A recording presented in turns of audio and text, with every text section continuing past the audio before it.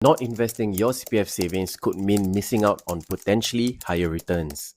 But here's the thing, most CPF investors struggle to beat CPF's guaranteed interest rates, and some even lose money. So should you invest your CPF savings, or is it better to just let them stay and grow safely?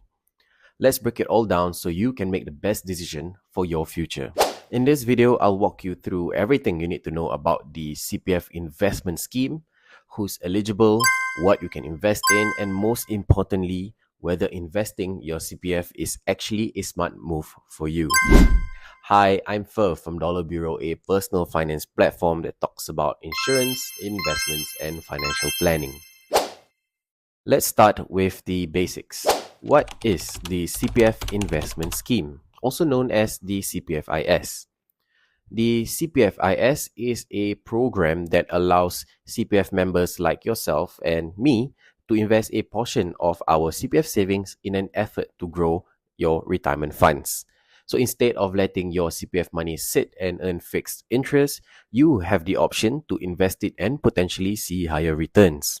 Sounds great, right? But here's the catch. Investments comes with risks. Unlike CPF's guaranteed interest rates, CPFIS exposes your money to market fluctuations.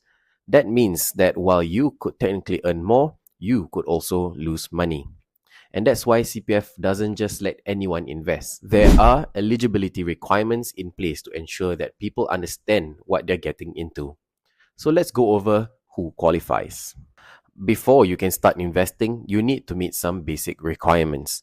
First, you must be at least 18 years old and not be an undischarged bankrupt. These rules help protect CPF members who might not be in the best position to take on investment risks. Next, there's a minimum balance requirement. To invest your CPF-OA, you need at least $20,000 in your OA, and to invest your SA, you need at least $40,000 in your special account.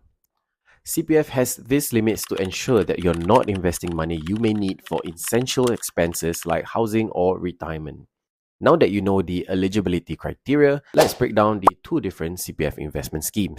CPFIS is divided into two schemes, whether you're investing with your ordinary account or your special account. Let's first talk about the CPFIS-OA.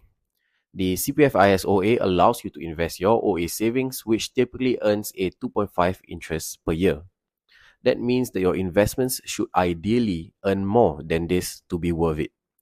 To qualify, you need at least $20,000 in your OA, and you'll need to open a CPF investment account with one of CPF's 3 approved banks, DBS, OCBC, or UOB.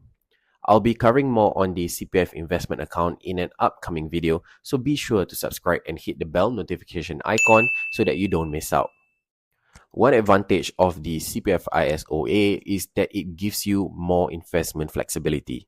You can invest in stocks, corporate bonds, ETFs, unit trusts, investment-linked policies, gold-related products, and more. However, CPF has placed limits on riskier investments.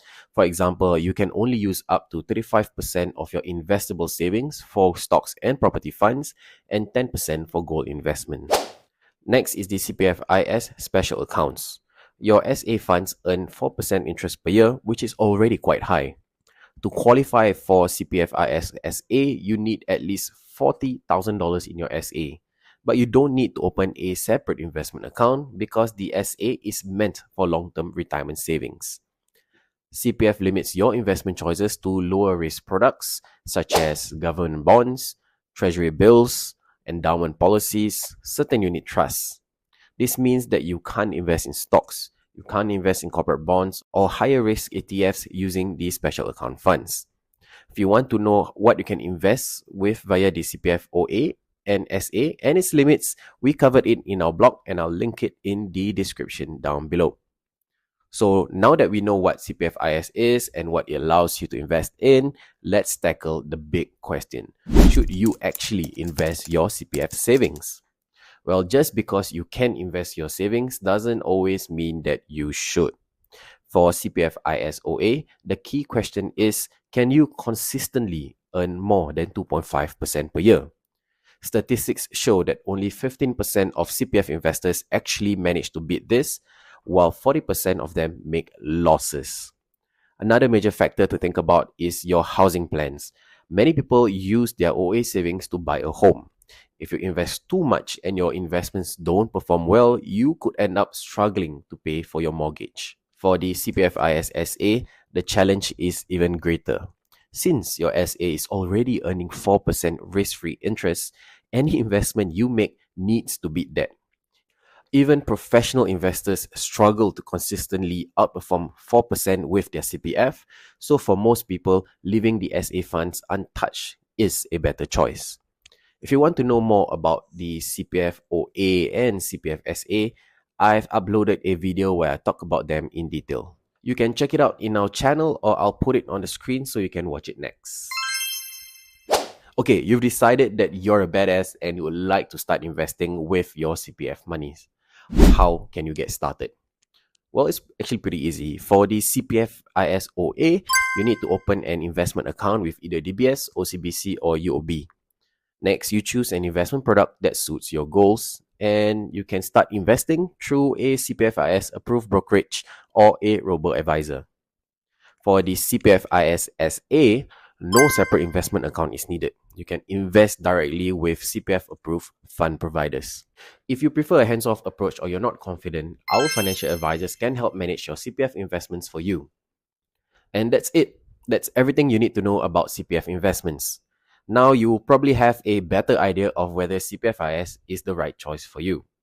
But if you're still unsure, take your time to research further or consult a professional before making any decisions.